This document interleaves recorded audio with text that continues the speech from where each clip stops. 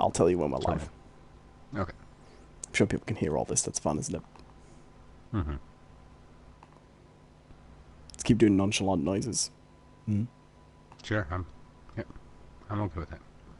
Yeah. And we're live, by the way. Oh God, have you ever had those? Oh, and hey, how's it going, everyone? And welcome to Those Aren't Biscuits, episode 121. I'm one of your hosts, Jonathan Cadotte, and with me, as always, Owen Adams. Hey! Hello. I'm your old friend Owen Adams. Yes. How are you? Mm-hmm.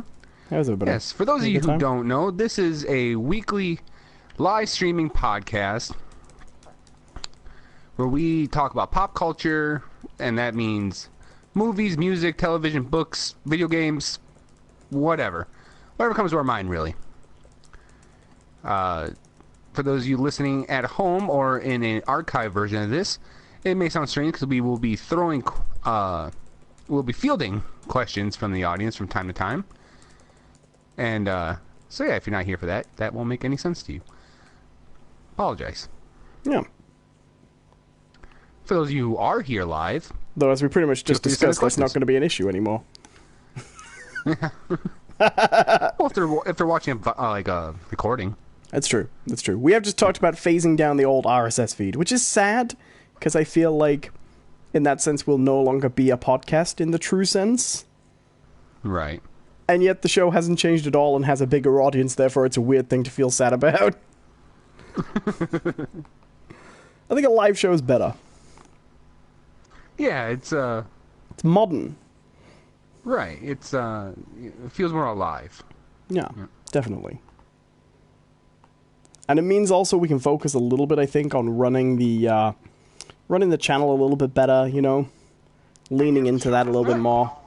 Marketing it exclusively as like a live stream show. I think that works out pretty well. Right. Yeah. Other than that, it's a podcast. Welcome to the podcast. How you doing? Woo! Woo! So how you been, man? Not bad. Not bad. I had a very weird experience the other day.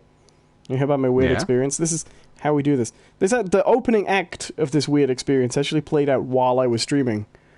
I was in the middle of a stream, and there was a little knock on the door. And I got up and I answered the door, because that's what you get when you get a little knock on the door. And was it a real person? There were two people on the other side, looking at me. Were they stacked on top of each other in a trench coat? No, they were normal-sized people, and they were clearly, like, surprised to see me, like they weren't expecting to see me on the other side of the door. I had no idea who they were. And You mean people reside in these brick squares? And the woman said, "Oh, is this number 3? Now, this happens all the time, because the houses here are I'm in a back-to-back terrace. There are 8 houses, all back-to-back. And on the side I face, it's 2, 4, 6, 8. Right? Sure. And so quite often people will come, they'll see the number 2, they will forget they live in Britain, where all streets are alternate numbered like that, on different sides of the road. Same over here. And, yeah, I didn't know, I didn't want to vouch for American street numbering, but, you know, it's pretty common. It's one of those things, Evens on one side, odds on the other. Right. It seems to be pretty common here and all over the world, and yet you still get people who go through their entire life without noticing, I think. So I was like, okay, no, it's number 4, and we're around the back, and I'm not going to give you my street name so people can find out where I live. And I'm like, it's a back-to-back terrace, so you'll want 3 around the front. And they said, oh, we didn't realize it was a back-to-back terrace. And at this point, I get quite confused, because there are 8 houses, right? Fine, fair enough. There are plenty of people who don't know it's a back-to-back terrace. Like, we get deliveries all the time, you know, and they'll take around the front. But the front side's on the main road with, like, subdivided little gardens. We don't have around the back. We just go straight on the road. So people who don't realize it's a back-to-back go to the front. They don't go to the back, because why would you? Yeah. And also, if they thought I was number 3, they must have seen the house next to me was number 2. And that's the end house. Therefore, like, where did they think number 1 was? So anyway, that's fine. I'm like, okay, and I explained this to him, and that's fine. I hear them walk off, and then I finish up my stream. And a little while goes past, and there's another little knock on the door. Mm-hmm. And I open Are you up, sure this isn't 3? It's the same 2 people. And she looks at the guy and she goes, "We must have gone all the way." First she says to me, "You said it was a back-to-back." I'm like, "It is." And she looks at the guy and she goes, "We must have gone all the way around." And I'm like, "What?" You left, you walked down the road, round the corner, round another corner to come to the front. Didn't try the house around there. Came all the way around back to my door. Saw the number 2 again. Knocked on the same door you knocked earlier. And didn't notice? What? I should have taken that left turn at Albuquerque. God God damn it. I'm like, no, legitimately. Like, did you think I just had an identical looking front and back door on a long, thin house? Like, is that what you think I live in? I think he owns this entire block. And I'll tell you right now, I could go my entire life and not figure out what the hell happened there, because I have no idea. Like if I hadn't been home, would they have just gone round and round in a circle? Well, lost! Do I have to come in a lab coat and give him a piece of cheese to get him through the labyrinth that is walking around a rectangle? He's get the other side like, I swear we've been here before. They live like breadcrumbs. Let's knock on this door and see if we can get directions. Look, Steve, someone else is leaving breadcrumbs too. Around like the 3rd time. Now there are 2 lines of people leaving breadcrumbs. Just later on, you hear it's real quiet, like, bring us the girl and the debt will be cleared. I go out there later, there's just a 3-foot-high trench of breadcrumbs piles. Steve, where are you? There's a little mile. Some assholes littered everything with breadcrumbs. Where? I miss you. You found number 4 yet? No. Number 3. Found 2 again. Maybe the person at 3 knows. That's pretty good. Oh, I had a kind of a little unusual experience myself today. You often do. Mm-hmm. Does it involve fast food? I know it does, because you told me earlier. But yeah. I like to pretend I divined it. And I don't know why. I don't know how the universe has chosen that all my unusual experiences will happen involving fast food. So I can tell you how this is happening, right? Because I eat too much fast food? When 90% of your time is spent at a fast food restaurant, the law of probability just dictates that's how it's going to fall. Well, that's the thing. I don't even eat that much fast food anymore. Like, I don't. I stopped. I'm going to briefly interrupt you because this came up in the podcast earlier, and I just want to ask, before I forget, have I told the story of witnessing a crime in McDonald's yet? And do I need to tell it later? I'll tell it later. It's probably been long enough I don't have to worry about prejudicing an investigation. So carry on, yeah. Okay. I don't want to interrupt you, but I didn't want to forget. Okay. Well, now I feel like my story's not going to live up. Oh, it's alright. Don't worry about it. They never do. It's I'm going to tell it anyways. I'm not easily deterred. You are pretty easily deterred.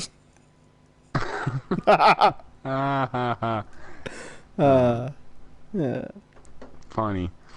Right? I'm a funny man. That's supposed to be funny. Okay, it says tip, get a mobile with data and Google Maps. How to be a professional delivery service. They weren't delivery, they were just walking around. See, what I would have loved if if they were purposely like stopping at every house like to like deliver like a pamphlet or some shit like that, and they just had an order to follow. So they would have came back to you eventually, like, okay, so now that you're next on our list, we need to give you this pamphlet, you know. But no, my experience with fast food. And here's the thing, I think this is the breaking point for me. Not with fast food, but I don't think I'm going to do the drive-through anymore. Okay. Because that's usually where my issues happen, is the drive-through. Do you still have to speak into a clown's mouth there? Is that a thing they still do? That's nowhere. That's never been a thing. All right. Like, Sorry. Calm down. maybe there was. There's Jack in the Box. Yeah, they probably have a clown. I've never been to a Jack in the Box though. Anyways, so I show up at this place, Arby's, in case anyone keeping score at home, and I order my food just fine. That goes smooth and just well and good. So I have high hopes at this point. I'm just like, yeah, all right, we got through that part. That's the hard part. We're the coast is clear, right? So, and I know the process. So by the time I get to the window, I already have my debit card in my hand, ready to hand it to the guy. You got it down. You got the practice. Yeah, I'm a seasoned professional. Like, if nothing gets in the way, I can finish a drive-through transaction in less than a minute. So I believe you. I pull up. Oh yeah, it's amazing to watch. Really, I'm not to toot my own horn, but toot toot. Toot, toot. So I pull up, have the card in my hand, roll down my window, hold out my hand, with the card. The window opens for the restaurant, and a guy, standing there. I'm expecting him to grab the card, and he goes, "How's it going?" I enjoy that. I was like, "Oh, fine, I guess." He goes, "Yeah, we're making your food right now." Okay, just got to pay for it. Oh yeah. Yeah, this is gonna be $8.59. Okay. My card is still like, he's like, so did it stop raining? Like, yeah, it stopped raining about 10 minutes ago. You know what this is, right? I'm going to set the scene for you, right? Imagine, horrible day. You're locked out of your house. You don't have an umbrella. You know where to go. You're wet. It's rainy.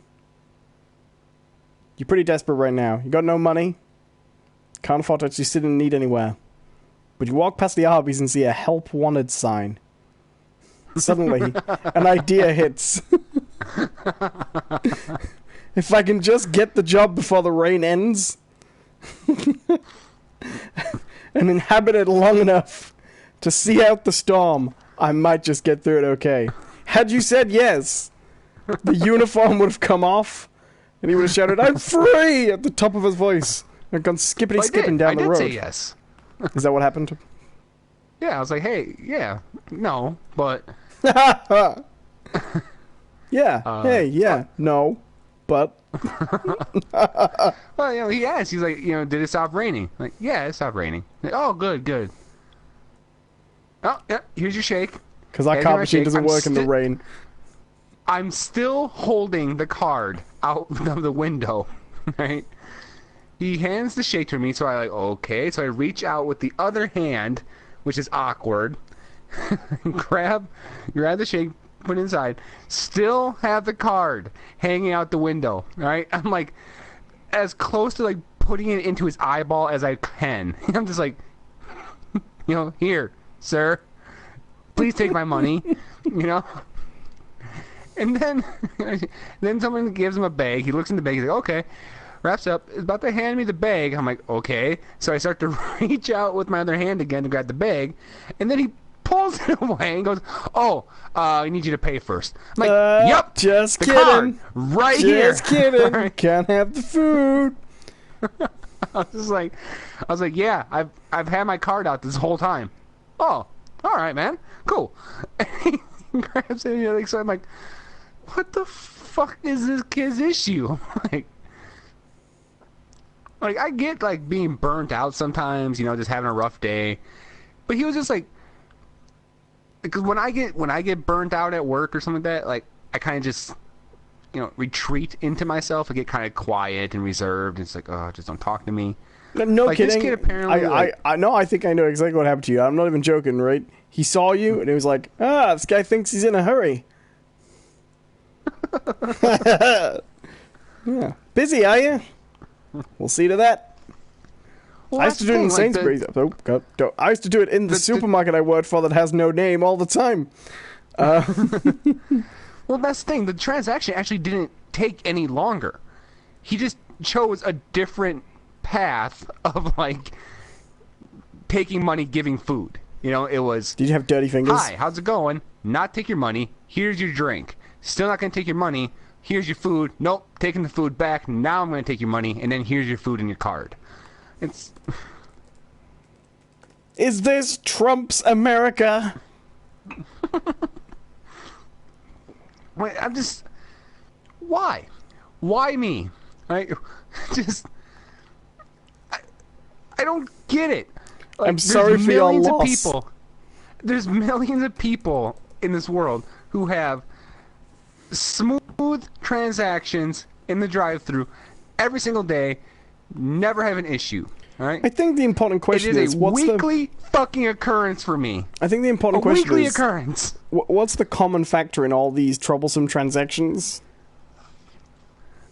Minimum wage? You. No, come on. Are you suggesting that somehow this is my fault? That I have been doing the drive-through wrong my entire life? Everyone else sits there and talks about the weather before handing their money over.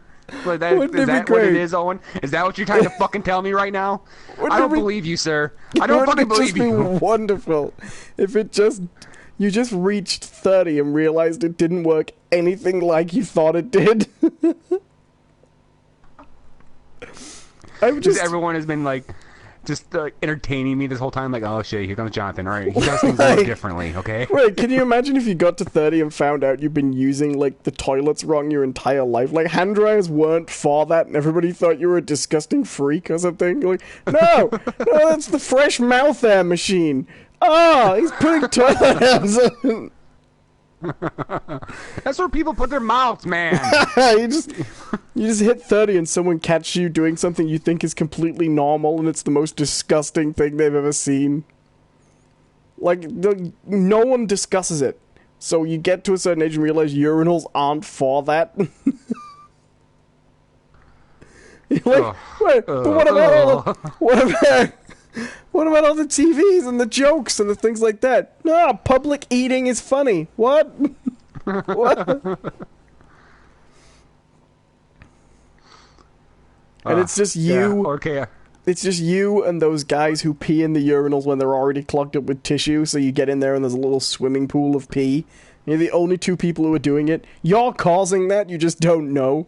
It's been 6 weeks since you did it. You're like, this is still clogged.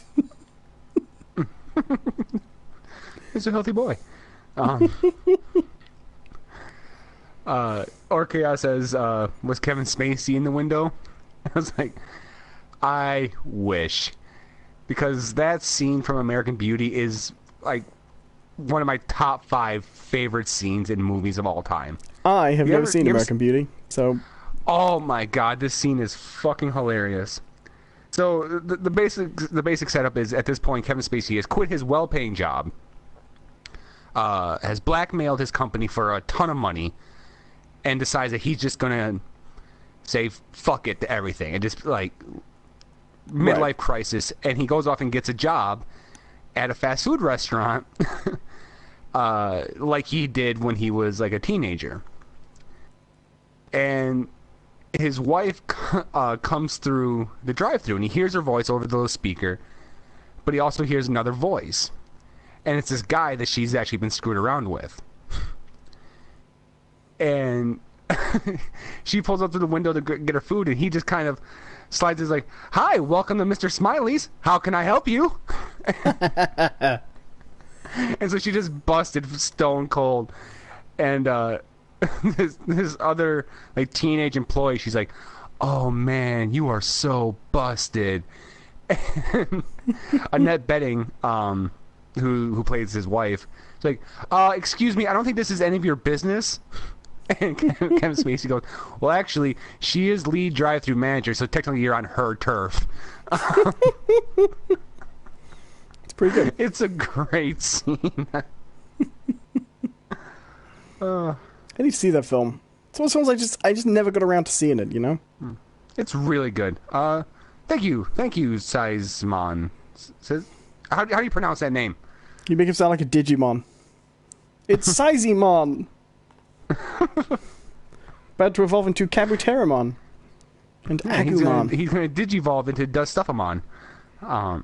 Digivolve into champion. Do you remember that from the theme song? Thank you. Just used to go, Digivolve into champion. More songs should just have the gimmicks from the shows just in them, spoken. Right. But yes, thank you for subbing, person. I know I've heard your name. Owen said it earlier today in his stream. I just don't remember. So if it wasn't going to get me into more hot water, I'd pick a really sort of wrong way of pronouncing it and tell you it was right, but that might have been funny, but I thought I'd just describe it instead. I'm not good at the podcast lately, am I? I feel very distant. Like it's all happening in a dream, and I'm just looking through the window. Oh, we are just two fish bowls swimming in a... Souls swimming in a fish bowl.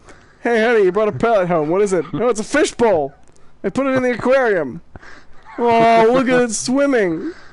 It's bobbing. It's just when you feel like a ball half with water, half with air, and it flips upside down and just bobs up and down. This is bobbing in the top. Oh no! Fishy Bowley is dead. Fishy Bowley, no! I'll enjoy that. How you doing? Hey guys. Shimon. Okay, there you go. Thank you. Thank you, Owen, for helping me during that situation. Real big help. Well, I can help if you'd like. I could inform you that you still got it wrong. I asked you 3 times how to pronounce his name, and you're just like, nope. Nope, not doing it. I could tell you that I ain't doing it. It's still wrong. I'm helping. I'm helping exacerbate your humiliation. I believe it was Shimon. Shimon. Okay, Shimon, thank you. You are so American when it comes to names. Have you ever seen that old version of Murder on the Orient Express with Albert Finian? Nope. It's Poirot, and an American businessman attempts to contract Poirot to investigate the person he thinks is stalking him. He says, "Excuse me, Mr. Poirot." He says, Poirot. And he goes, "Right, Mr. Poirot." It always makes me laugh. Yeah, I'm not going to feel bad about that, because I know very well I could go to another country and they couldn't pronounce my name. So, couldn't care less. I'm not going to feel bad about it either, because if there is a country after America known for being crappy at learning other languages, it is mine. So, it's just a great moment in a great film. To be fair, we figured out your guys' language really quick. All right, so fuck off. All right.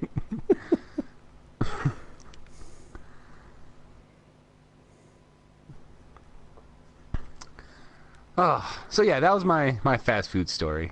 So let's move on. Have you been doing anything lately? Anything new? No. You know I haven't, John.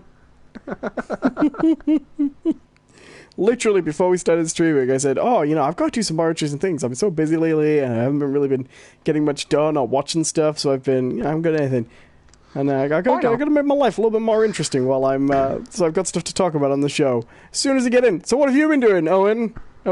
Enlighten us with your interesting life. Oh, I just wanted you to tell the world here how boring your existence is.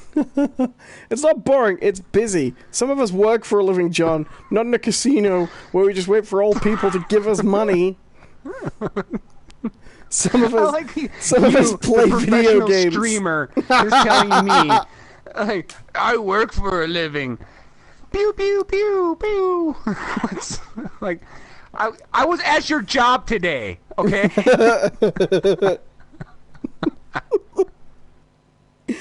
Yeah, so was I, cleaning pennies from the gutter, picking up loose change and throwing it into a machine with bells on it. If anything, I should be getting paid overtime because I was there, right? We did the Destiny stream.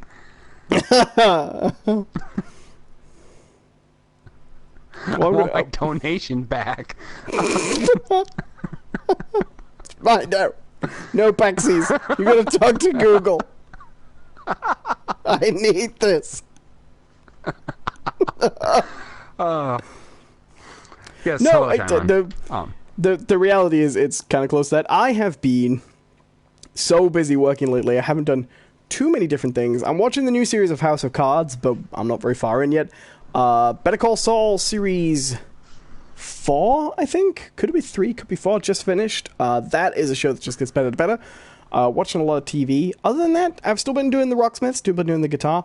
I'm kind of in a phase where I'm doing a lot of work on the channel, but also doing a lot of kind of catch-up stuff. I've been playing the guitar again a lot, and I've been learning about music recording a lot, but none of it's very interesting, if you know what I mean, to talk about. Interesting to do and to learn, but not really that much to get into. So, yeah. So since I saw Wonder Woman, I haven't really done much in terms of like going out and doing stuff. Beth and I have been playing with the new Pokemon Go update and tackling the new gyms and raids and things like that badly. But other than that, no, honestly, I've been quiet lately. I genuinely meant it when I said I'm going to have to make sure my life is more interesting than next week. The most interesting thing that happened to me this week is those people getting lost behind my house. Do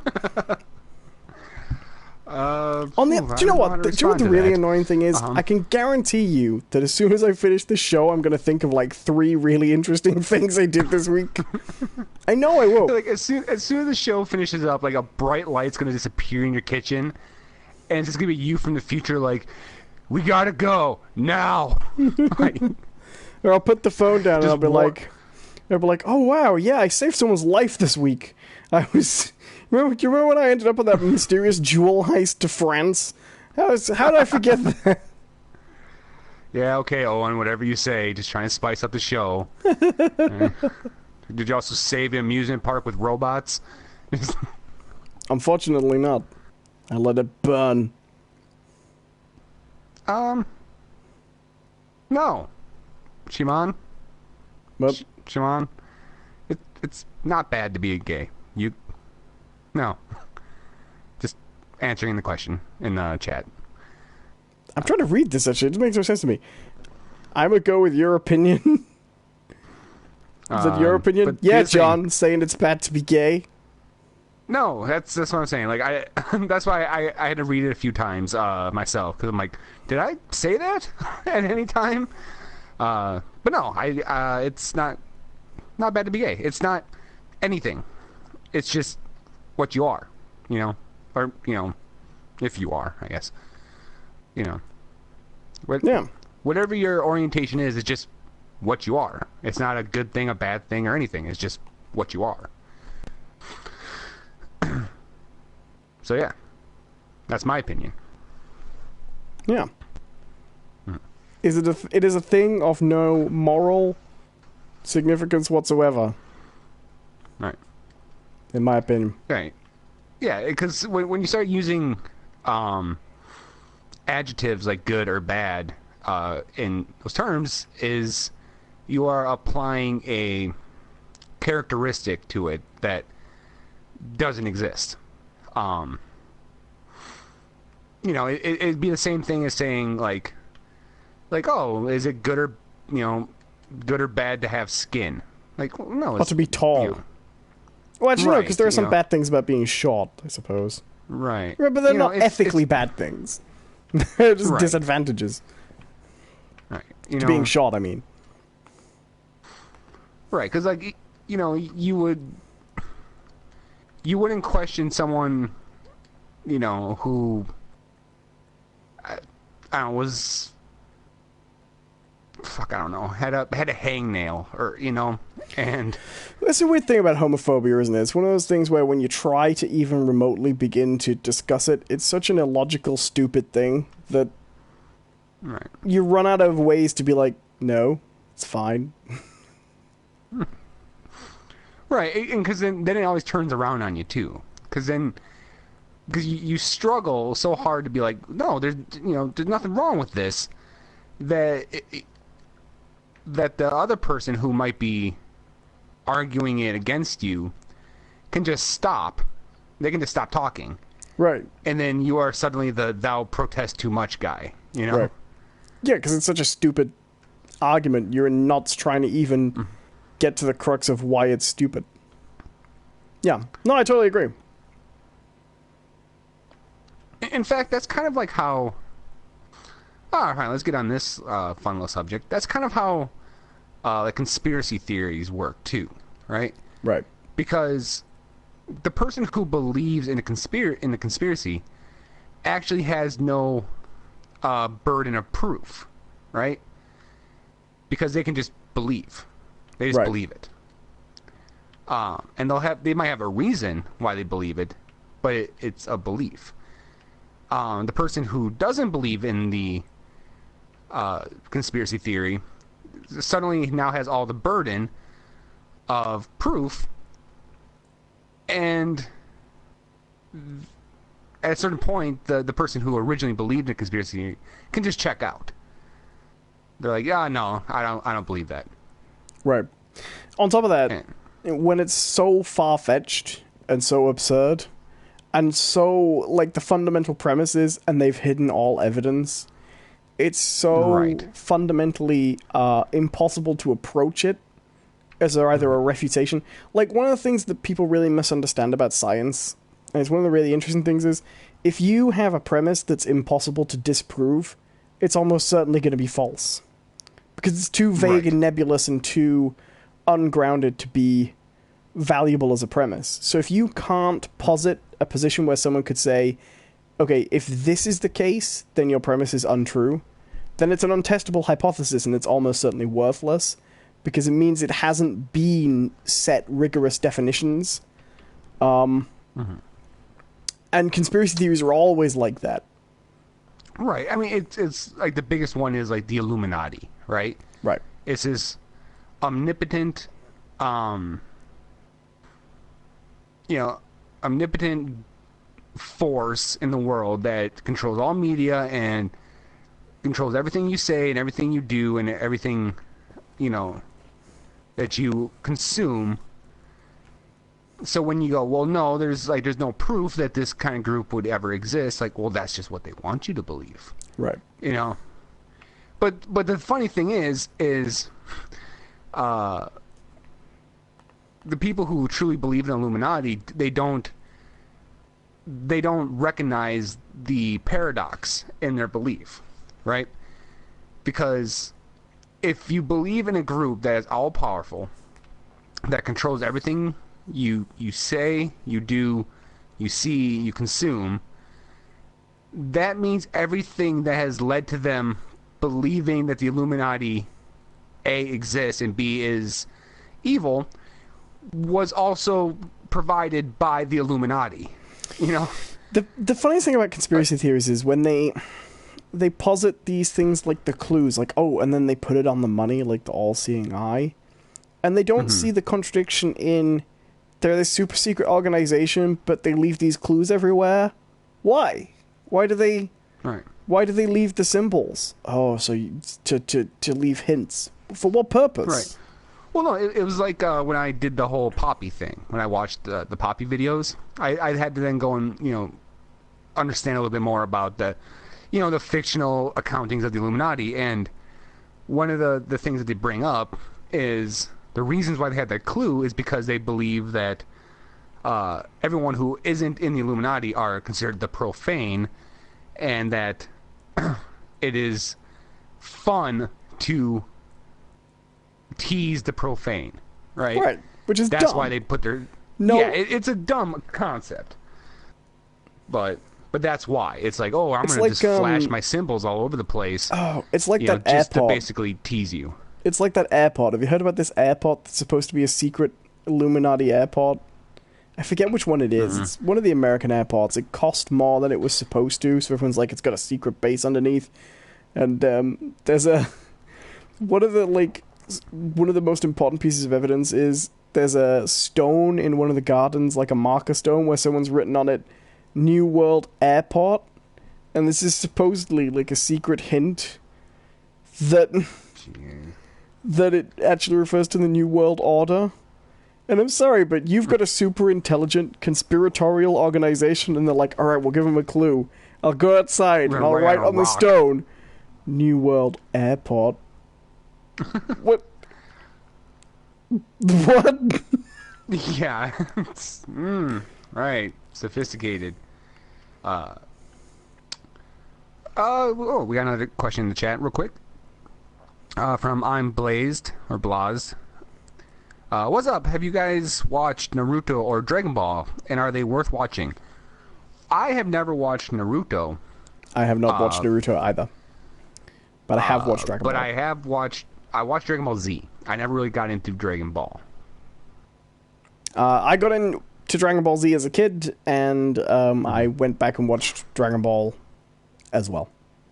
And I thought it was good. I actually thought Dragon Ball was better than Z, ultimately. Yeah, Z gets kind of macho. Dragon Ball Z is fun to watch if you just like to... It's that ultimate... I'm going to pick...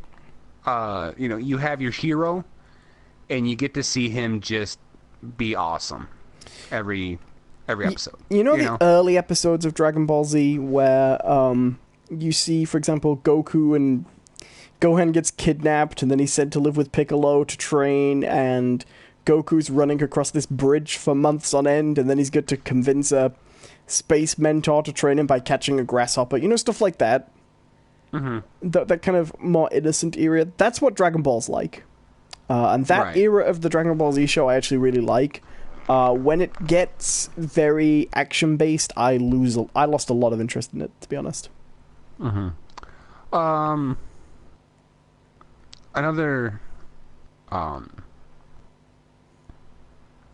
era of the Dragon Ball Z that's actually really fun that way is, I think it's the time... It must have been before the Cell Saga, after the Frieza Saga. There's a little gap in between, right when the androids are about to start showing up. Just before that, like Garlic Jr. and Trunks and stuff. Yeah. Yeah, it's a nice period. But there's a really great episode where Goku takes Piccolo to try to get his driver's license. Yeah. Episodes like that and periods like that in the show are my favorite, without a doubt. Yeah. But what makes me laugh is, at this point in the show, the Earth has been invaded by King Piccolo at one point. The Saiyans. There's been giant monkeys roaming around. There's some weird shit going on. But they try to disguise Piccolo as a normal human. And then when the person is like, why are you green? Tattoos.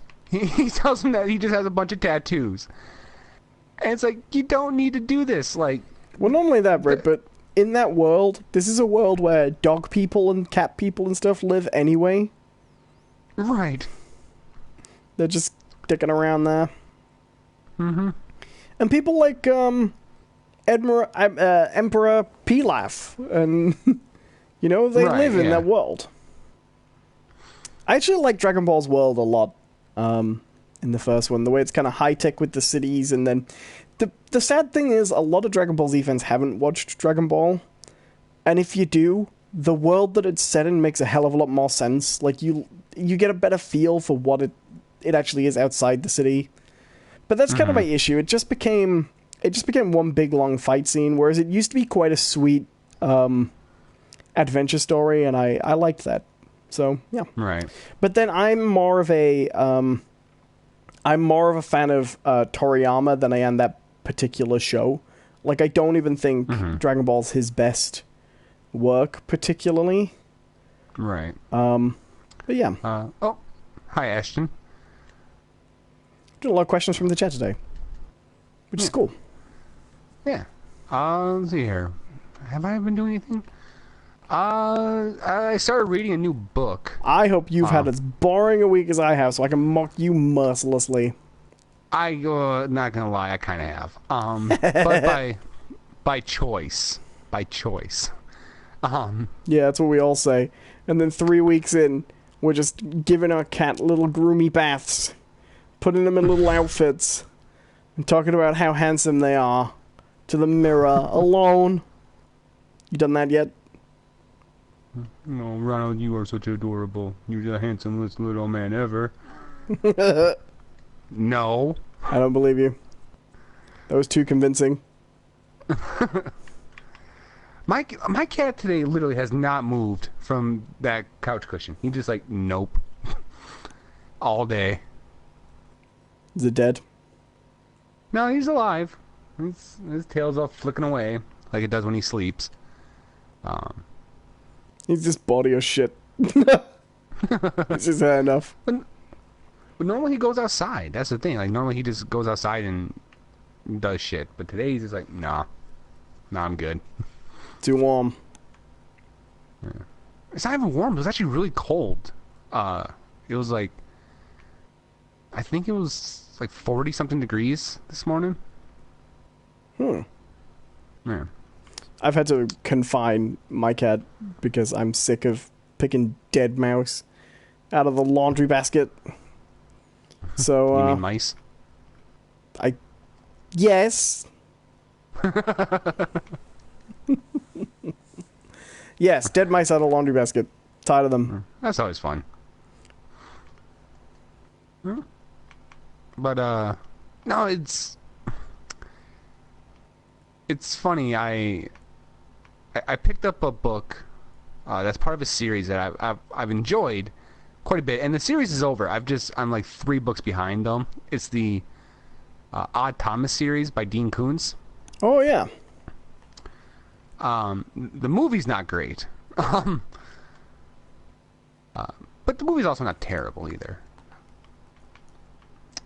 But so I pick it up, and it literally took me like 15 minutes of going back and forth from Amazon to Wikipedia to make sure I was getting the right one. Because here's the thing, they didn't number this series at all. It wasn't like, oh, Odd Thomas 1, Odd Thomas 2, each one has like a weird name that incorporates the word odd into it. So the first book is Odd Thomas, and then the second one is Forever Odd, and the third one is Brother Odd. I wanna be forever odd. And then it's Odd Hours, then the Odd Apocalypse, and then it's one of those things where odd. a little while and the word odd just stops making any sense. Right. And so I was like, shit, which was the last one I read? And I knew which one I read last, but the thing is that the synopsis on Amazon for the 4th book and the 5th book, the one I haven't read yet, are very similar. Like, they make it sound like the plot is the same, and who knows, maybe it is. Like, I haven't finished reading it yet, but it's like I'm going back and forth. I'm like, well, that sounds familiar, but so does this one. Which one did I read? And it took me far longer than it should have to get that nailed down. I was just it's just one of those moments where it's like you have to keep on telling yourself, like, in between, it's like, no, you are an intelligent person. You are an intelligent person. This isn't your fault. This is someone else's. Yeah. Did you get the right one? Yes, I think I did. At least the 20 or so pages I've read so far, I don't think I've read them before. So we're on a good path here. And is it good? Is it living up to your expectations? Well, I'm only like 20 pages in. No, I've never read one of these, but I like Odd Thomas. Odd Thomas is the one about the mystery-solving cook that sees ghosts, right? Right. I have heard of these. They're really good, actually. Actually, the first time I bumped into it was in the my local comic book store, because they had one of the there was like this series of graphic novels, right? Yeah, they did like a series of like prequel graphic novels. Right, but they make very clear on the cover of those that it is based on a series of novels as well. So I Right. didn't... it looked good, but I didn't pick it up. Great art, because I'm one of those people who, like... I do not like to read something in adaptation first if I can avoid it like that. Right. Well, that's the thing. It's not really an adaptation. It's actually Yeah, its own I story. know, but I would have still felt really weird. Right. No, I understand that. No, they're really good, and I would suggest them to anyone because what's nice about them is the subject matter is your typical, Stephen King, Dean Koontz sort of horror where something horrible is going on. It's they don't spare on some of the the gory details and stuff. But the protagonist, Odd Thomas himself, is such a different character in these sort of books that you don't see elsewhere. He's not a action hero. He's not a cop. He's not a Marine back from the war or anything like that. He's a fry cook, and he's really good at it. And he continually says in the book, no, I am a good fry cook, and that's all I want to do with my life. I just want to do that. But this fucking gift I have of being able to see ghosts keeps on preventing me from being a fry cook. I love characters like that.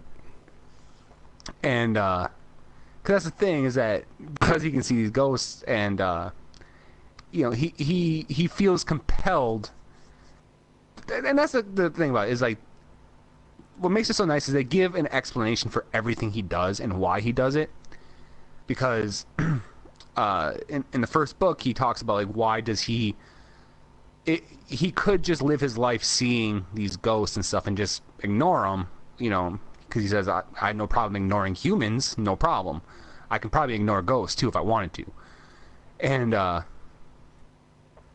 but his girlfriend had told him at one point that she believes that the time on Earth is just boot camp, and that after they die, they're moving on to something bigger. Right. So you might as well get as much training in as you can while on Earth. And so that's why he, whenever anything happens, he's like, well, better get some more training in, and he goes and does something.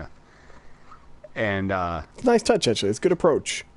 To have a not a lofty religious motivation, but a spiritual one, nevertheless, in there. Just everyone's got their own sort of... In the real world, everyone's got their own theories about life after death and things like that. So when you've got someone who genuinely believes in life after death, but isn't necessarily a follower of... It's not necessarily a religious take on it. That kind of... stoned theorizing is as good a reason as any, Right. Because that's the thing, I don't believe there's a life after death. But that doesn't stop me from thinking kind of cool if there was. I'll be honest. I'm still not entirely clear on the subject of life before death. I've yet to experience it. Ooh, geez, emo.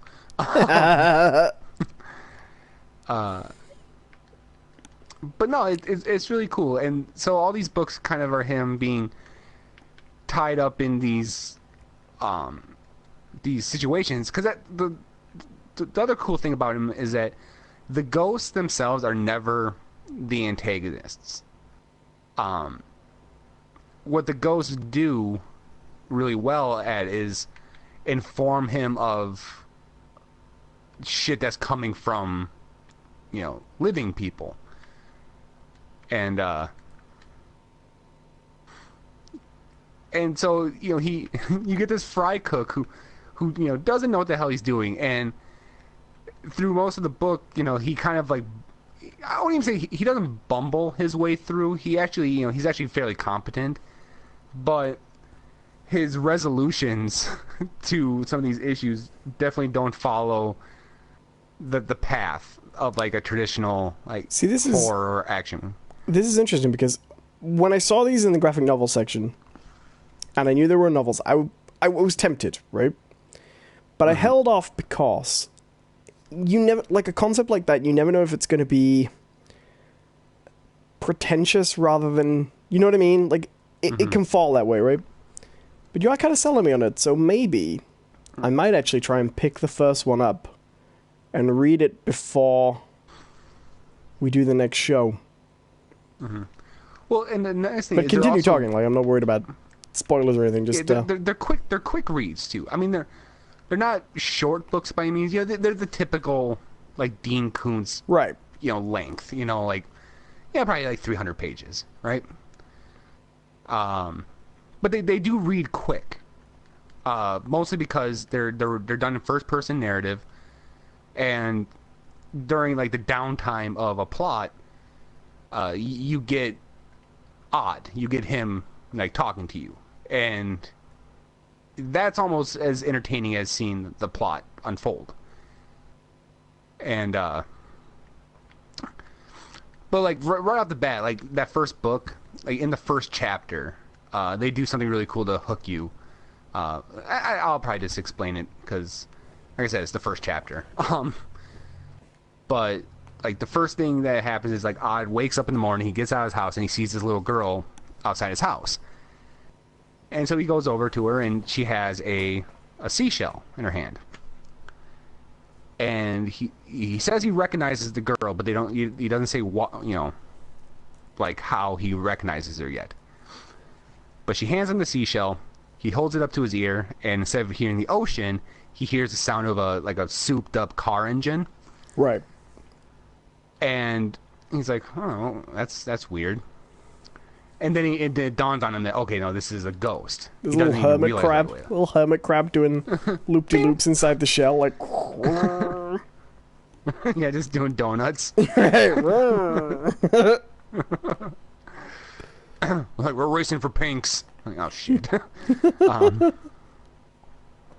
But, so, you know, he's a little confused at first, but then he walks out to the street and he hears this car engine. And he sees this, you know, souped up car driving down the road, and the car stops in front of him, and it turns out it's some guy he knew he went to high school with. And they talk for a little bit, and all of a sudden it kind of dawns on Odd that, like, oh shit, like now I know where I recognize that girl. She was the girl who went missing, and like they found her body, sort of stuff. And so he's just like, he pieces it together. He's like you're the one who kidnapped this girl and murdered her. And he doesn't like try to like be subtle about it. He's like, you killed that little girl. And the guy's like, fuck, and he tries to take off running, and Odd, you know, gives chase. And but through the whole thing, he keeps on explaining, like, I'm not an athletic guy. and apparently neither is the guy that he's chasing, because they're both like tripping over bushes, and they're slipping on like rocks and shit like that. And at one I love point, a good chase scene that doesn't play like superhuman. There's nothing better. They always ruin it in a franchise, but there's nothing better than an action movie involving characters who aren't action stars. Right. Like, they always screw it up as you get into a franchise, but it's always a nice touch, you know? It's like that moment in, like, the greatest moment, the bit everybody loves in Memento, isn't any of the really clever plot twisty bits. It's that bit where he zooms in and he's running after that guy and he goes, so I'm chasing this guy, huh? And he starts cornering him, and the guy says running towards him and he goes, oh, no, he's chasing me, you know? A comedy chase scene is the best. Yeah. Well, it's like, what was it? It's like Shaun of the Dead. Where like, oh, let's hop over the fence. He goes and jump over the fence and it just collapses underneath him. Right.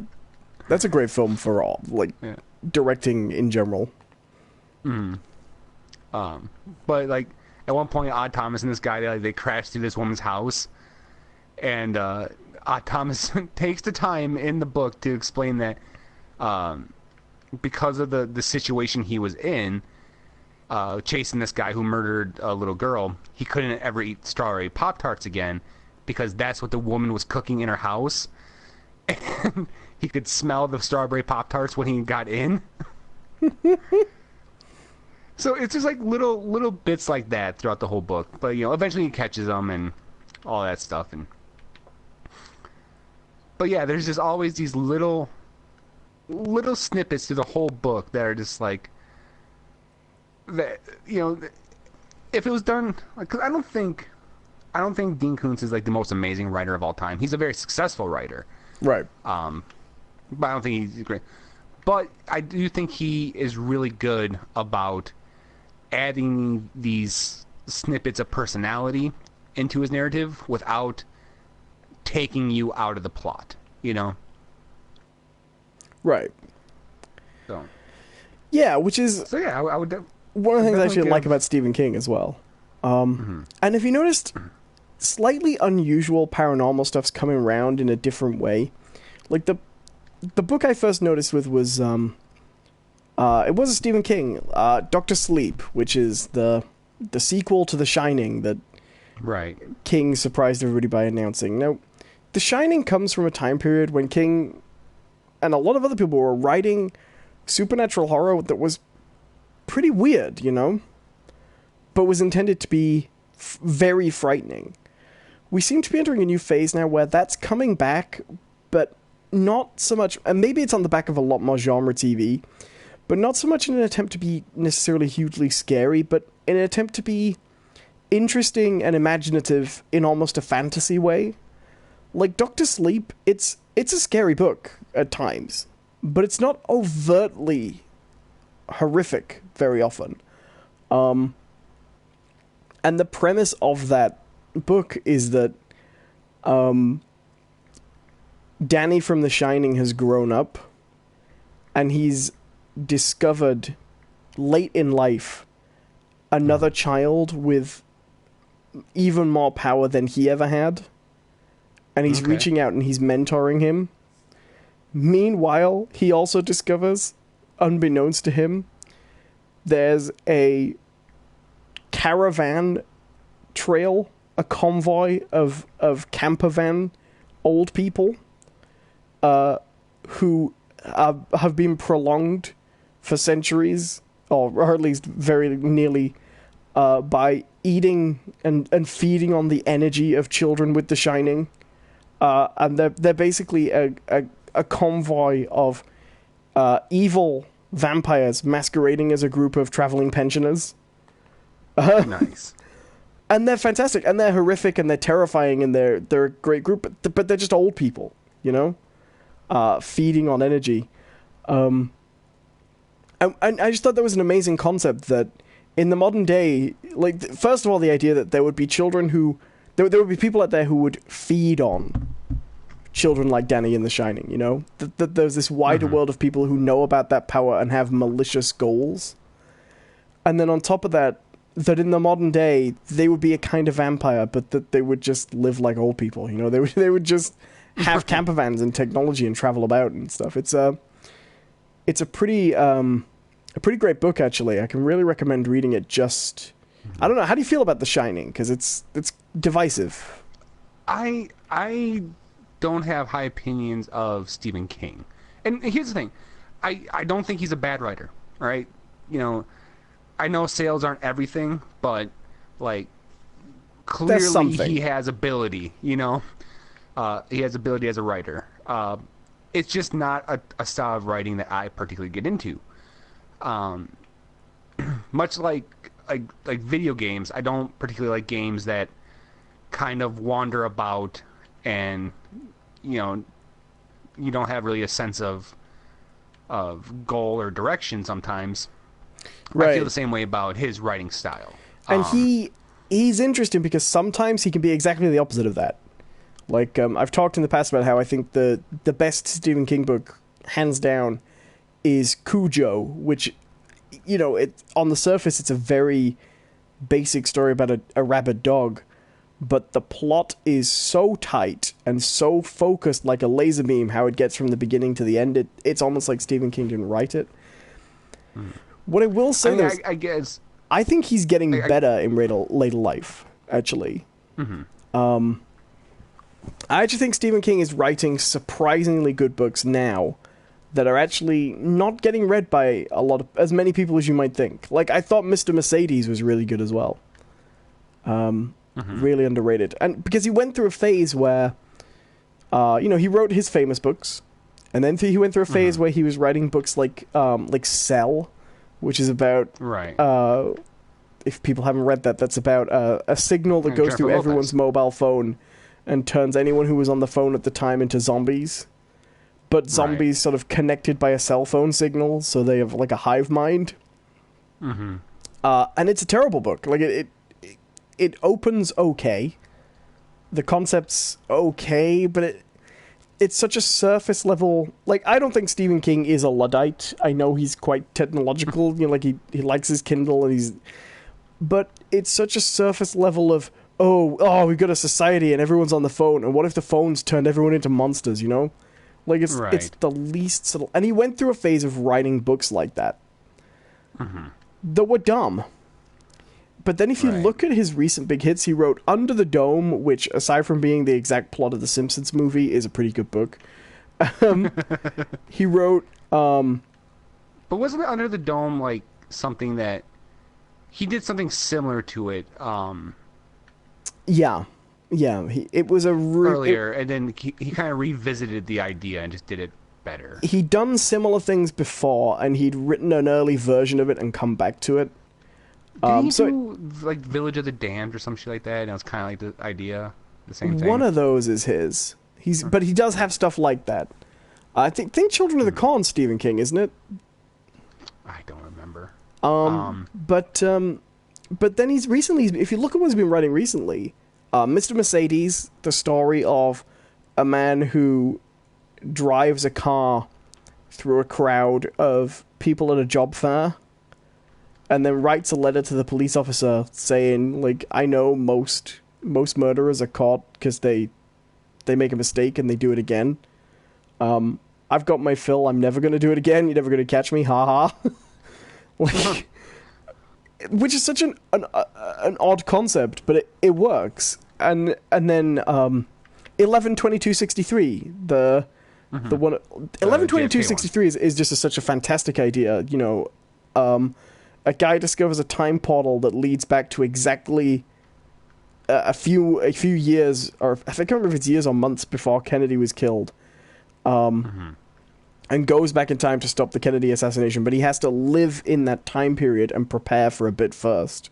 And if he leaves, the time hole always leads to the same point, so he's got to go right back from scratch if he goes out. You know, I mean that's just an outright science fiction show, and it works. You know. Did you ever watch the show? No, I didn't. I hear it's pretty good. Yeah. James Franco, which kind of surprising me. But I think it's clear stuff like that. A lot of that's been done on the back of, Man in the High Castle and things, you know? Right. Like the BBC just did a version of a novel with a very similar premise from a very similar time that hasn't been sued yet. To get away with it. Well, and you know, it's funny because I think, was it Man in the High Castle? Is that another Philip K. Dick? Yeah. Yeah, that book and the plot of the show do not line up at all. No, the show actually takes it in some interesting directions. Right, because like the Man in the High Castle, the book is actually a very kind of mundane experience. It's not so much about like, oh, a resistance group or anything like that. It's mostly about like just kind of living in that world. And the Man in the High Castle is an author who the main character just like likes a lot. Well, he writes a book called "The Grasshopper Lies Heavy" about a world where the West won, the Allies won. But the funny thing about that is it's prepping you to think that history's been altered. But the actual details of the book aren't in line with actual human history. It is just a work of fiction. The novel is not set in a world where time has been changed, you know? Whereas the film is kind of interesting. Because the series... Have you seen the series? No, but I did see a lot of the promotion for it, and it definitely comes off as like, oh no, this isn't how it's supposed to be. It's not really. It's quite interesting. It's worth watching the series if you can. Firstly, the series is actually more mundane than it lets on to. There are resistance people, and that's part of it. The main characters are generally resistance leaders and spies and that type of character. But their life... And there is a resistance... The main characters are resistance leaders in the book as well, but it is a slower pace thing. But the main focus is very much on the life in these places. But the main element of the plot in... the motivating factor in this plot in Man in the High Castle, the series, is they keep finding these films. And these films show a... At first, they seem to show a time period, a timeline where the Allies won the war. Over time, it becomes clear that... And the rumor is they're propaganda films made by a man called the Man in the High Castle. Over time in the show, not to give anything away, minor spoilers for Man in the High Castle if people haven't seen it, it becomes clear that these films, nobody knows where they come from. And they're not all consistent. And they also they seem to represent a multiverse of different timelines, you know? And the Man in the High Castle doesn't make them. He just collects them, and he studies them, and he uses them to plot a graph of how they should go about the resistance. Like, he does things like, okay, in this version, if this guy dies, in every version of the film where this guy dies at this time, a nuke goes off, so we don't want that one. You know what I mean? Right. That makes sense? And it's a remarkable... I mean, that is quite a spoiler, but it's a really good series worth watching. Worth checking out for that. See, and that's the kind of stuff that I actually really get into, so maybe I should check that out. But for... I don't know, did you buy it, or... never mind. No, I had an Amazon... I had Amazon Prime trials, basically. Oh, okay. See, It's Amazon Prime here. Is it an Amazon Prime show there? Yeah, it's Amazon over here too. Yeah, they give Prime trials away all the time. But see, that's the kind of stuff that I always got into when it comes to like science fiction and like altered history stuff. Is like when it's like it's one of the things that like comic books always fuck up, right? Right. Like the concept of multiverse is like there's so many cool things you can do with that idea, you know, with the idea of a multiverse. Other than just, hey, everyone on this universe has brown hair, you know, stupid shit like that. Right. But you can do fun, like you said, like, okay, I've examined the events that happened in this universe, and you know, something horrible happens every time that X happens, you know. Every time X happens, Y happens, you know. So we need to, you know, utilize the different outcomes from all these different universes to, you know, mold ours. Like that's a cool concept to me. Have you ever seen the episode of Voyager Year in Hell? No. It's the best episode of Star Trek Voyager, hands down. It's the strongest one. Voyager travels through an area of space that is torn apart by war, basically. And as you watch it, it kind of becomes clear that basically the exact nature of the war keeps changing. And what they discover is they're in this territory controlled by this huge empire. And this empire is so huge because it's represented by basically being led by a guy who controls a time ship that can make alterations to the history and calculate where is the most appropriate place to make changes. And what he's driven by is this empire actually lost the war at one point, and the time ship was the last chance to save them, right? So he keeps going, and he keeps going back and trying to calculate the change that he can go back and make that will leave them with all the territory they lost. Specifically, this one colony where he lost family. So he keeps making these changes, and he keeps creating these temporal distortions, and Voyager's trying to travel through this this war zone that keeps changing, without anyone necessarily always being aware that it keeps changing. Right. Meanwhile, this guy's on kind of an almost Ahab-like crusade to get back this one colony, and no matter what change he makes, he can't, and he's obsessed with them having all the ground. They have to have all the territory. They have to have everything they lost, everything that was taken from them, and specifically to get these people back. But every change he makes, something so fundamental cannot be altered in the history that stops them from losing this bit. And it's ultimately his undoing, his pursuit to change this. And it absolutely is a science fiction Moby Dick. He's destroyed by his quest to find this perfect timeline where nothing is wrong with it and he has everything he needs, and the time ship just can't do it, and it's just ripping time apart. It's a really great episode, two-parter, one of the very few two-parters they did in Voyager, and really, really worth watching. That actually sounds really neat. I'm trying to think. There's something else.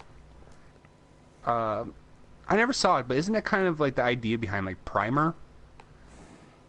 Primer, well, so the thing about Primer is, the best... I've seen Primer, and the best way to describe Primer is to say that every summary you've read of Primer is a lot more coherent than the film itself. Deliberately so. Like, have you seen Primer? You said you haven't seen it. No, I haven't. Primer is incomprehensible. Deliberately. It's almost impossible to understand. Because it's fascinating. It starts off like a documentary. They're a little tech company. They're making something. I forget what it exactly is they're trying to make. I don't think they even make it clear what it is they're trying to make. But the problem they keep having is it keeps accumulating mold faster than they think it should in the chambers. And eventually they discover that they've invented a time machine. And it just... Primer becomes so absurd so fast that you just can't follow it. Like, you see one scene, and then later on you see that same scene panning around, except one of the characters is wearing earpieces and they're trying to get the conversation exactly as they had it before. And I think that is the premise of Primer. But the exact nature of Primer is so impossible to pin down, and it creates just this feeling of just being completely lost in the narrative. And like I say, deliberately. It's an amazing film, though. Really worth watching. One of those things I always wanted to check out. I got a list like a mile fucking long of things that I need to check out. I just don't. I know exactly what you mean. I will say this right now. I am the guy who will never. Then I see people say it. Oh, I'm so bored. I will never get bored of time travel stories. I don't care. My entire life, I will never get done with them. Because the funny thing is that time travel stories kind of have a set in stone number of ways they can be done, right? Like, there's only so many variations on that you can do. Well, I sort of agree, but don't you find that every time you really start to think that, one comes along and just blows you away with a take you've never seen before? What you see with time travel stories are really, really interesting interpretations and variations on those set number of outcomes, you know?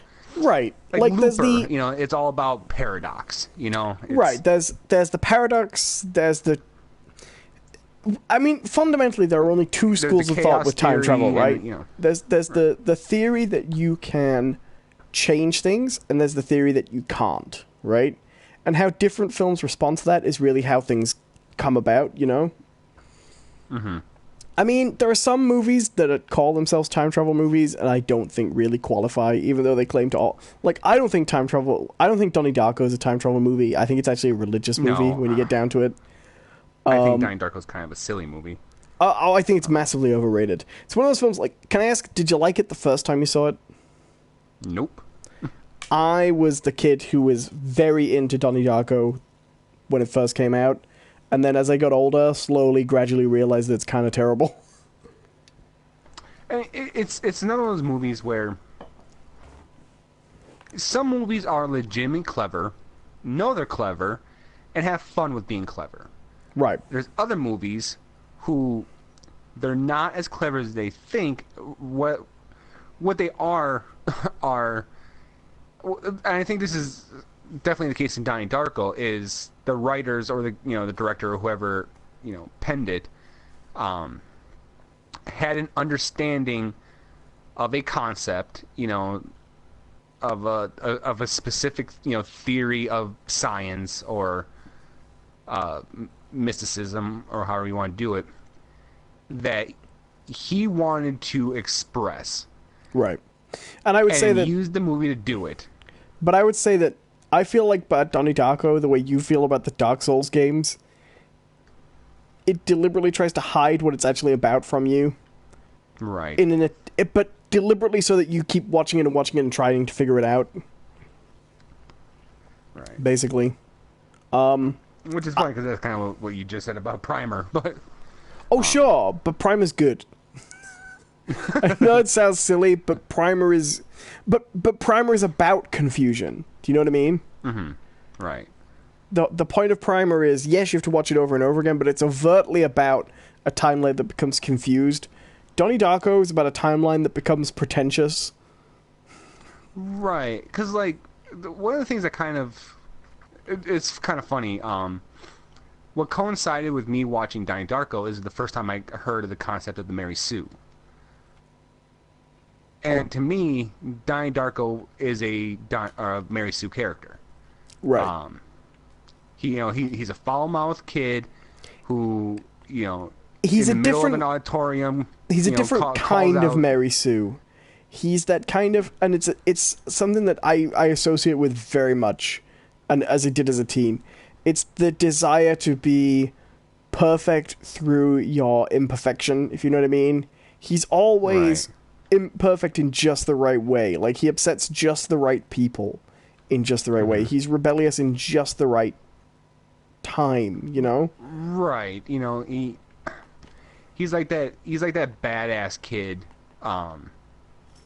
who does it for good, Right.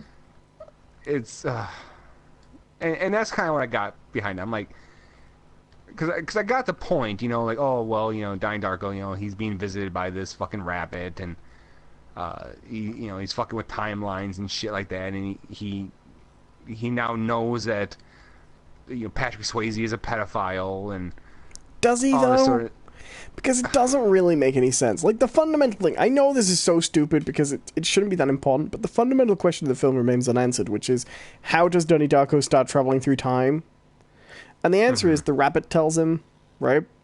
But the rabbit is his sister's boyfriend who goes to get beer and gets shot at the end. Right. Why? How does that mean he learns to time travel? What's the explanation there? Because there doesn't seem to be one. And so, the problem with Donnie Darko is, it hides that it's actually, at best, a supernatural gothic fantasy story behind a pretense that it's about time travel. And it's not. Well, I mean, at the end of it, let's be fair, it's a Jesus story. Right. Donnie Darko is clearly, like, a Jesus-type character, because... Yeah, he dies to restore the timeline. Right. He sacrifices himself to, save the girl, essentially. Right. But it's a very unclear film. Right. You cannot figure out what's going on. This is my opinion, and I stand by this. You can watch Primer several times and get a good working theory of what's going on. You cannot figure out the true and soluble answer to what's actually happening in Donnie Darko from that film. And while that you can say, well, it's deliberately left vague, it is unsatisfying without people explaining things, I think. I don't know. I don't like that film. I used to like it a lot. I don't like it. It's that deliberate vagueness that I have long since, said that I don't enjoy. Right. Here's the thing, I don't mind ambiguous. That's the thing. I don't mind that. Like, you watch American Beauty, and there's things that happen in that movie where it's like, that's kind of a strange thing, and you don't necessarily get an explanation of it. Right, things like what is in the suitcase in Pulp Fiction. Right. Or the ending to isn't the ending to Reservoir Dogs somewhat ambiguous or something? No, they all die in that one. You know what I mean? Things like that. I don't have an issue with that. Mm-hmm. I was reading one the other day, apparently. Apparently a lot of people think that the Jack Napier falling into the chemicals in the Batman movie is supposed to be ambiguous. Because they cut away to Batman's face as he falls, and there's like a luck of recognition there, and so there's a theory that it's supposed to be ambiguous whether he falls in or whether Batman actually drops him in deliberately. Right. Which would explain his need for vengeance. But stuff like that I'm cool with, but it's when a whole film is deliberately vague for no reason. It's like, have you ever seen that film I Heart Huckabees? No. It's not about That's, anything. It's nonsense. That's, Wes Anderson, or not Wes Anderson, I wish it was. what's his name? Paul, fuck. Because he shares the name with he shares the name with, the Resident Evil guy, but they have one different initial. That would be a really embarrassing screw up, wouldn't it? For Resident Evil 136. What's some good time travel movies, though? So what would you say is a good time travel film? A good time travel film that's clever and unique and earns its stripes as a time travel movie.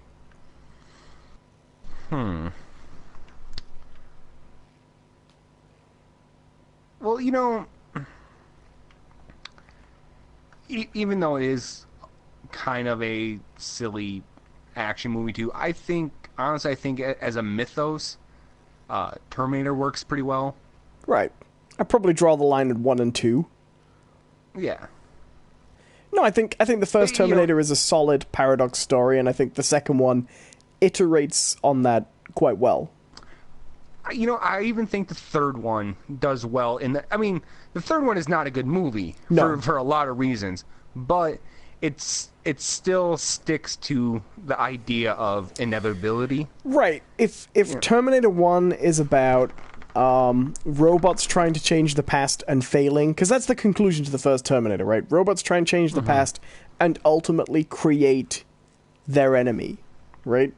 Because they are responsible for his father going back, right? That's bizarrely, and that's not even something they outright spell out in the film, but in their attempt to destroy their enemy, they create him, right? And you see in Terminator 2 that they even create his mentor by attempting to kill his mother, I mean, the transition of what she has become in Terminator 2 is astonishing, really. I mean, it's the thing that hits you in that film is not the death and the destruction. It's Sarah Connor in Terminator 2. I mean, she is gripping in that film, I think. You know what I mean? You can't look away from her when she's on the screen. She's a devastating character. And ultimately, Terminator 2 is about trying to change the future, not trying to change the past, Tackling it from the other end, using foreknowledge to change the future. And ultimately, as a self-contained film taken on its own, Terminator 2 ends with success, right? It leads you to believe that it is averted. Terminator 3 brings in a different kind of inevitability that says, ultimately, the future is inevitable no matter what you do, You can only postpone it. Like three was the movie that basically said, like, look, you both got it wrong. Humans, you got it wrong. The robots got it wrong. Like, this shit is going to happen. Right. And the only like, downside, of course, is that the thing, like, if you really care about this sort of thing and you think about it, the thing that really doesn't make sense in Terminator 3 is that they postponed it, but it still happened exactly the way it happened for Terminator 1 and 2. Right. Like, everything else was the same. What changes is the method, right? It's Skynet, in 1 and 2, Skynet was a, AI system, mega computer that is But if you look at the actions of Terminator 1 and 2, they kind of eliminate that from being a possibility. So what happens is that Skynet still happens, but it's becomes suddenly now a software thing. An emergent property of the internet and things like that. Which is something people are in the real world concerned about. Yeah. Because intelligence is an emergent property of networked thinking cells. Mm-hmm. I don't believe in that, I'll be honest. Like, I can see why people are concerned about it, but you have to assume that that you're going to create something that can't immediately stop by going, hey, something's going wrong. Oh, turn off the computer. Right. What other are good time stories? I mean, it's not my favorite movie, but I think honestly, it's one of those ones that kind of toes the line between, is this actually a time travel movie or is it supposed to be something else? 12 Monkeys, you know. I think that's a good film. Yeah. I stand by I'd say the three classics for me, the three classic time travel stories. I think Terminator and Terminator 2, definitely. I think in terms of a philosophical, like a psychological effect, I think Groundhog Day is the ultimate time loop story. You know, people have done time loop stories. Groundhog Day is the best one. Right. And in terms of the whole, can you change things and having to fix things, it so often gets written off as light entertainment. But I just think Back to the Future is just very solid. Mm-hmm. And Back to the Future 2's explanation of an alternate timeline as well. Yeah. Another one that honestly gets written off a lot because it starred kind of a crappy actor, and then went on to have a bunch of like directed DVD sequels. Right. But the original Butterfly Effect. Butterfly Effect's pretty funny though, because it also has that fuck you moment reveal over and over again. Like when he comes, he's got no legs. He's like, fuck you. You know, like it just keeps doing it. Yeah. I think it falls apart towards the end, but I think the opening of Butterfly Effect and the way you see it later, when you see, for example, he keeps getting in these situations where he doesn't know what's happening and why things have messed up, and then later on you get to see how they messed things up, how these things screwed up. I think is really fascinating. Like, the bit where his dad tries to kill him is my favorite example, you know? Yeah, the one that kind of gets to me is there's a point in the movie where and I will say this is the one part where it kind of starts to fall short, I think, is through the most of the movie, it always centers around that one moment, right, where they put the cherry bomb in, you know, and that's not even a fucking cherry bomb. That is a stick of dynamite, like the explosive, like a full stick of dynamite. Yeah, it all comes down to how that explosive's gonna, who's gonna take that blast, right?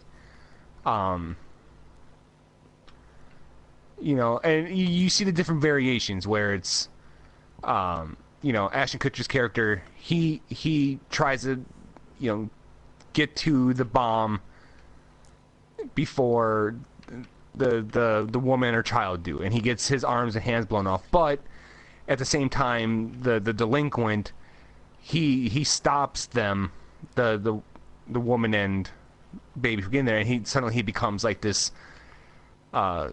holier than thou, you know, Christian youth minister, you know. But you know, the other one where it goes off normally, right, and they die, and he becomes a sociopath, you know, drug user. And the one part though is that the film deviates at a certain point, and they start dealing with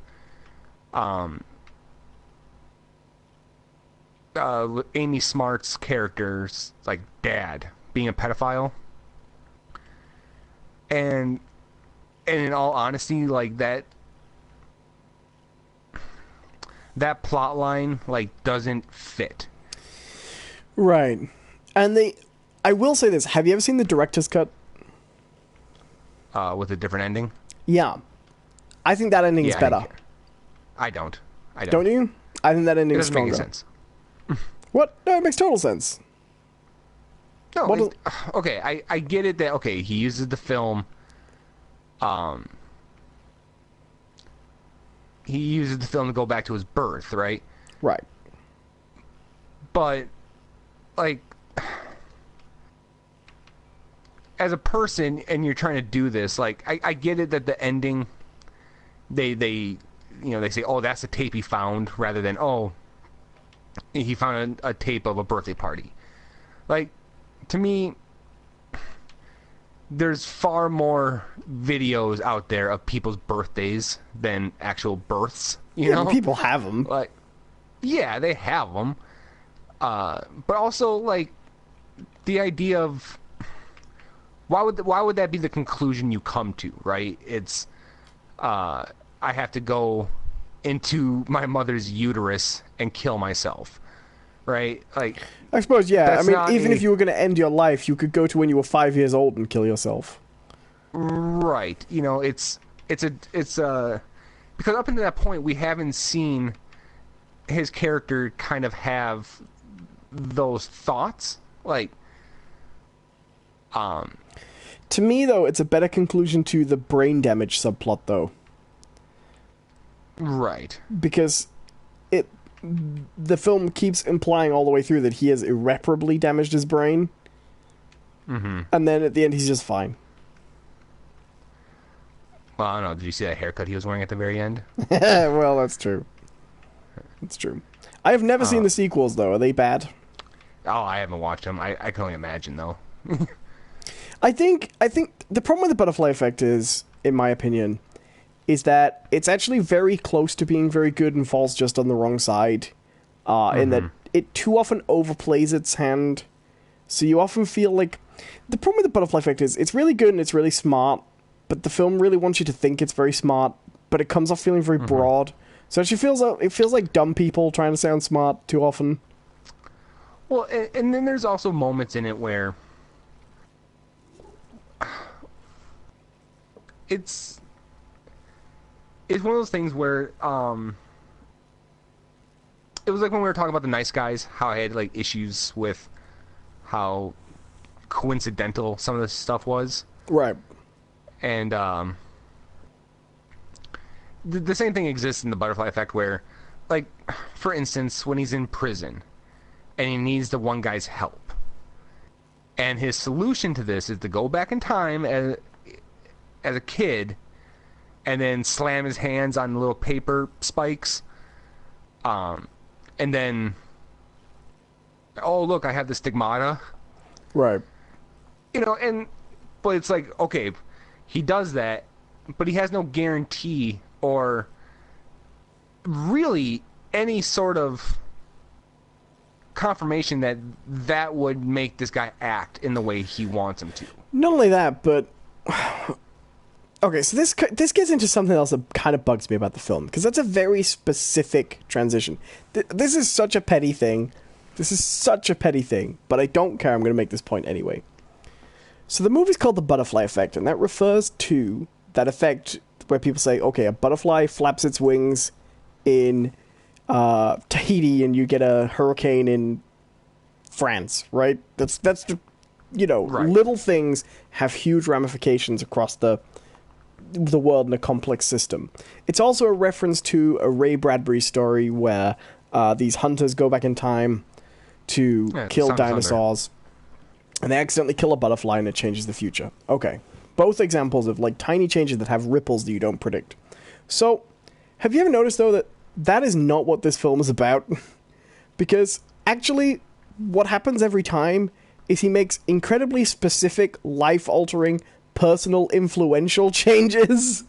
And they have a very small effect. Right, but therefore that is direct and relevant to what he's doing. If it was actually about a butterfly effect, we should have seen all the hundreds of other changes. A child slamming his hands on spikes had on his life Right. that he didn't expect. Like, oh, because of that, I actually spent years in therapy. Like, wouldn't it be great if he'd done that and the result was, oh, I spent years in therapy, so I didn't actually end up in prison in the first place because I wasn't there for the thing that sent me to prison? Right. You know, like, it just hadn't worked out like he planned at all. Like, a better butterfly effect would be every time he went to make a deliberate change, it just did something completely and totally different.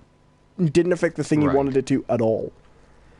But I get that that's petty, but, like, the film isn't about butterfly effect type changes in the slightest. Right. But, yeah, no, but I think, like, as a concept for a movie, as a time travel movie, I think it's actually really good. You could do a good butterfly effect movie, like a good remake. Yeah. Have you noticed, though... we have a question. We have a question in the chat. Where was it? Blaze asked, have you guys seen the movie called Pi? Not Life of Pi, just Pi. Darren Aronofsky movie. I have not. I haven't either. I am aware of what it's about. It's kind of like a, it's a beautiful mind sort of thing. This guy is kind of a genius. He works out equations, but then he also becomes incredibly paranoid and believes people are following him and are trying to kill him. And I believe, if I'm not mistaken, the movie ends with him giving himself a lobotomy. Like, he does it to himself. Like, Interesting. he puts like a drill into his head. But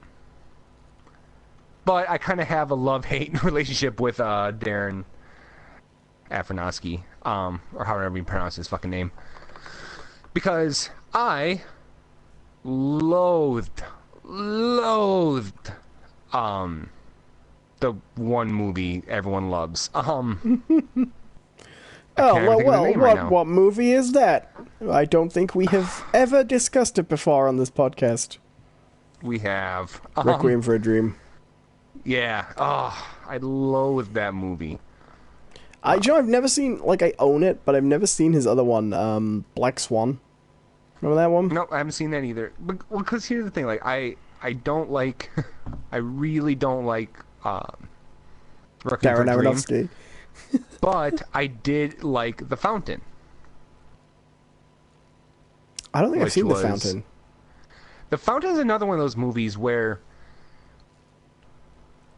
this is kind of it is on a razor's edge from falling into the Donnie Darko territory of being too confusing for its own good, but at the same time it does work. See, do you know who does make films that are too confusing but I like anyway? David Lynch. I like a good Lynch movie. Have you ever seen Lost Highway? No. Lost Highway is so strange. How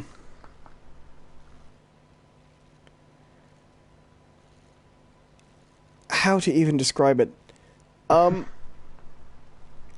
There's this guy at a party, and while he's at this party, a man approaches him and says, "Hey, do you remember me?" And he's a really weird-looking guy. He's like, "No, I don't think we've ever met." And he's like, we met at your house." He's like, "Nope, pretty sure we didn't." He goes, "In fact, I'm there right now." And he gives him a mobile phone and he says, like, "Call me. Call your house." So he phones his house and the same voice picks up and he's like, "What? Hello? Yeah, I'm here in your house. You better get home." And when he gets home, his wife's been murdered and he gets blamed for his murder and he goes on the run. And you never really, you never get a great explanation for why this guy can be in two places at once. But he just sort of sets about dismantling this guy's life and framing him, and it's a really strange film. It totally defies explanation, but it's gripping. You know what I mean? You can't take your eyes off the screen as it plays out. Right, because that's the thing, like, where, like, definitely Donnie Darko falls apart is you can have a weird concept, but you cannot spend the entire movie then trying to reiterate on your weird concept but not explain it.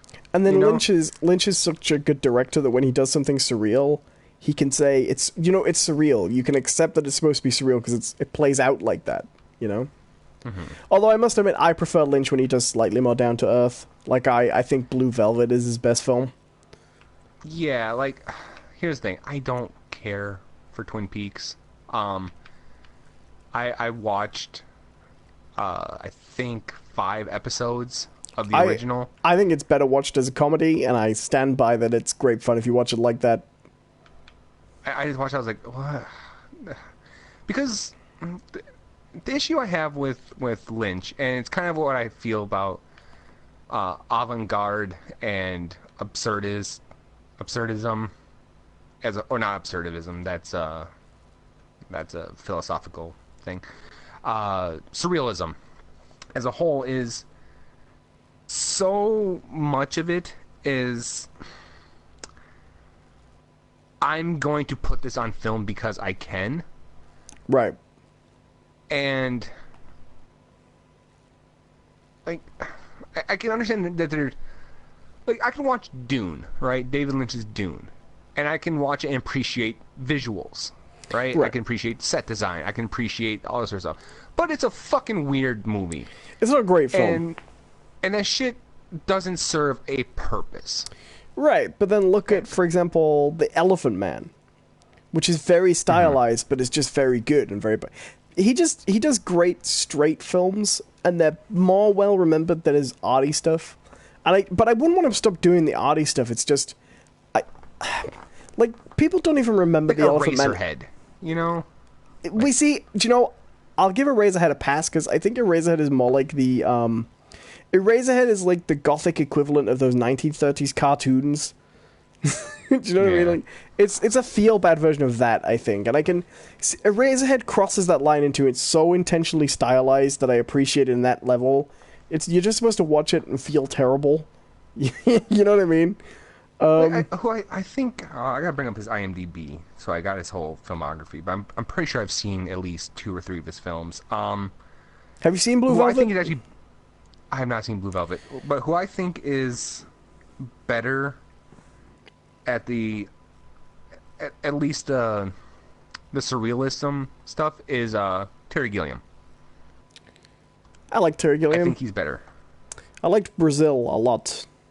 Yeah, Brazil's... No, you still there? Brazil's... Yeah, I'm still here. I'm just bringing up Terry Gilliam's.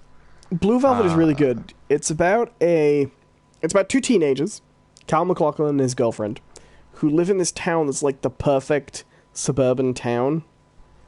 And the guy starts to become obsessed with this lounge singer he discovers, who is being oppressed and abused by the mob boss she works for. Basically, her mob boss boyfriend played by Dennis Hopper. Right. And it's about this guy who discovers this dark side to this town that he thought was boring and safe, and he knew everything in it. This underbelly, and he gradually gets more and more roped in and drawn into this danger. And it's absolutely gripping. Just really, really good. Nothing surreal about it at all, really, except for that sense of an underbelly, something hidden behind the surface, you know? Right. I'm trying to think. I thought Terry Gilliam did that movie recently with Robin Wright. Sorry, I don't mean to just jump from Blue Velvet, but it's just something that's... No, it's fine. It's really worth watching. Yeah. I'll have to try to check that out. Well, Terry Gilliam's finally got his Don Quixote movie finished. Kind of crazy. Oh, did he? Yeah, you ever seen that documentary, The Man Who Killed Don Quixote, all about the film production that just could not get off the ground?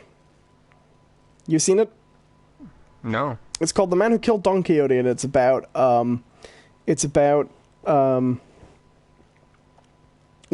it's not called The Man Who Killed Don Quixote. The film he was trying to make was called The Man Who Killed Don Quixote.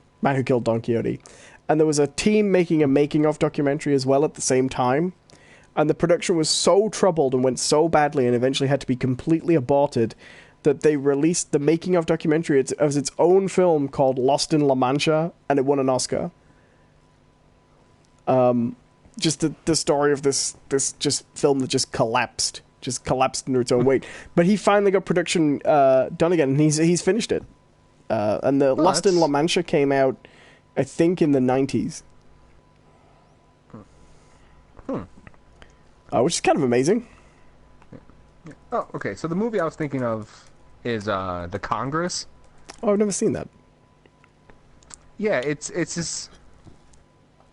a movie starring Robin Wright where she plays herself as a struggling actress, because at this, I don't think she's been, because this was in 2013, so I don't think she's, this is before Wonder Woman, this is before House of Cards and stuff like that, so she's kind of playing a version of herself, Right. Who doesn't get as much work as maybe she should, and she accepts this role where what from my get from the trailers is like she accepts this role where what people are going to see is actually her consciousness.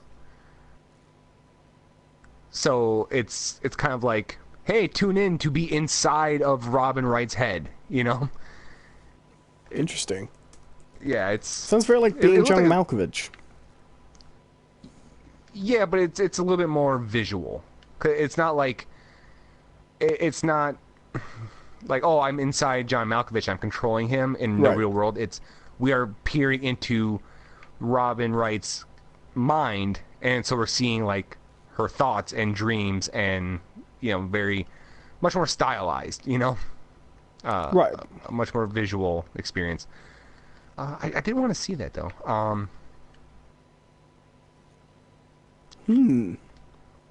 But I thought that was Terry Gilliam, honestly.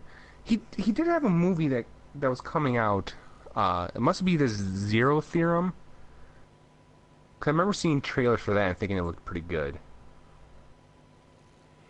Well, he hasn't done anything since Dr. Parnassus? Nope, he did this movie called The Zero Theorem. Let's see here. Bring up his filmography. As a director, he only has 19 credits. I thought he had more. Yep, he had this movie, The Zero Theorem, in 2013. A hugely talented but socially isolated computer operator is tasked by management to prove the Zero Theorem, that the universe ends as nothing, rendering life meaningless, but meaning is what he already I do remember craves. that one. I haven't seen it, but I do remember it. But Gilliam also has his Brothers Grimm, though. So you gotta take that into account. I thought... Yeah, because... Oh, okay, well, he did have Peter Stormare in this. Terry Gilliam Matt actually... Damon's in it, too. Matt Damon. He also directed my favorite movie when I was a kid. My favorite... my all-time favorite kids movie. Time Bandits? Yep, which I loved. I had a feeling. You ever seen that? No. It's haunting. Like, the kid's parents turn into coal in a microwave at the end. It's pretty strange. What's that one actor? Steve Buscemi. No, not actor. Director. Oh, okay. Here's a director who I always kind of thought would be interesting to see more from him. Right. But honestly, like... What the hell? How do you pronounce it? Tarsim Singh. What has he done? You have to fill me in. He did... I think the one that really got him noticed was The Cell. He did The Cell. With Jennifer Lopez and all that. I don't think I saw that one. But then he made this movie. You never saw The Cell? No. It's a strange movie. It's not amazing, but it's interesting. Well, the thing about him, he has a very a very unusual visual style to things. He's the kind of director that doesn't mind showing his hand, you know? Because everything is very... has a look to it that's, like, kind of uniquely... It's unique to someone. Like, because, you know, you can kind of see movies where it's like, okay, well, that could have been done by anyone. Right. Like, he has a visual style that's like, okay, this is clearly, like, the work of somebody who had a complete and total vision, even if the movie itself didn't come out amazing. But he also did this movie. It was really, really fascinating story, because he did The Cell, and he got some recognition for it, but the movie did bomb. It bombed in the theaters. And he wanted to make this movie called The Fall. And he couldn't get funding for it. So he spent 6 years coming up with the money and just funded it himself. And it bombed too. Like, it just, but it does look like he kind of went on to... okay, well, here's one that you might recognize from him. Immortals? I'm familiar with the name. I don't think I've seen it. With Henry Cavill and Mickey Rourke, Stephen Dorff. Nope. No, I'm Okay. pretty behind on a lot of films lately. I've got to catch up. I just went through a phase of not really watching films. But okay, what you should do, bring up the Fall trailer and watch that, and like, you'll see what I mean. In terms of a visual thing, like it's so hard to describe, but it's really cool to look at. But you know, like after that, it's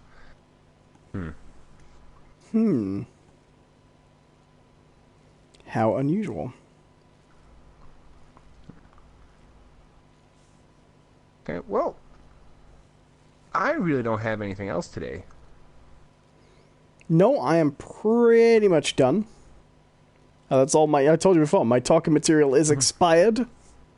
Do we have any questions in the chat? Yeah, we'll give people a little bit of time right now.